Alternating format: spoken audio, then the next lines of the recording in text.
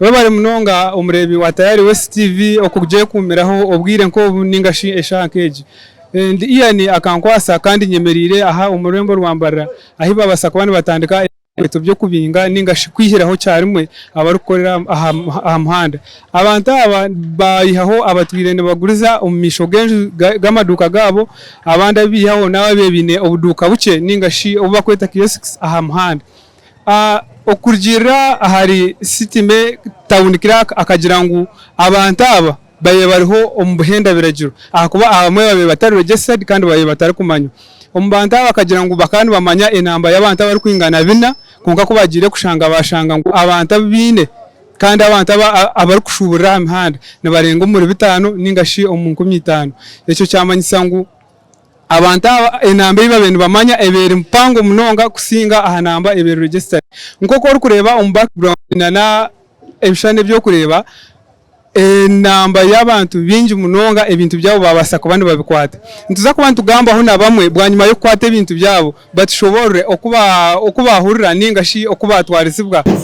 nasasura license yanjye nasasura imbire ndugumbe tekinga ruherizoba kuba kuna abandi yaho biza kwatsara umukono kumije Maria yona baje twara yava kana kwenza zire license zasubira kubitumwe atuye buza nabwe banyiro umusoro nasasura license nyine kapiti correction njinde konka ite nk'abashubuzi tushemerirwa mbere yabo ku town yitu abashoboye kugira ngo abantu abinji bayini batekateka ngo bayiho vendors kwene bagamba vendors abantu cenga abantu bakora street abantu bakora mu bajuru abatine maduka konka cyatubere cyo kutangaza shanga bakugira ngo umuntu ine duka kine cyita cyo bakorera hero durani bina ngo teko umuntu icyoreka ngo birone display ya hero garabone customer kwayimanya ngo duka ine gusa cyo nanka ubundi na waisha jirata aisha kigure. Tulikuwa nafanya kazi hapa ili tuweze kusomesha watoto tupate chakula tulipe malandro, lakini message kakuwa ya kwamba hawatutaki sote tena hapa kufanyia kazi hapa kwa njia. Wanataka wafanye hii town iwe vizuri, si wazo mbaya. Lakini sisi sasa wachuruzi wadogo tunaomba guvernema ama government ya Uganda tumanyamwe masaku kwatabo abatembeye abo kwa Ran Street abo kora baraba konkani to twaho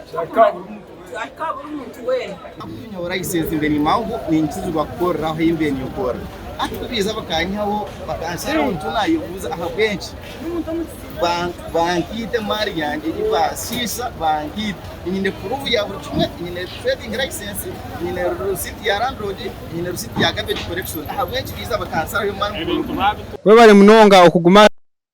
tora kore no kureka ngo tuwargaho ndiza kubantu kongera ebirukuye yongerayo na nawo kubaragumene bakora ebikwekweto byabo kurga ahibatandikira na nahibahendera ndi iyana akankwasa ahabwa Tayari West umurimbara.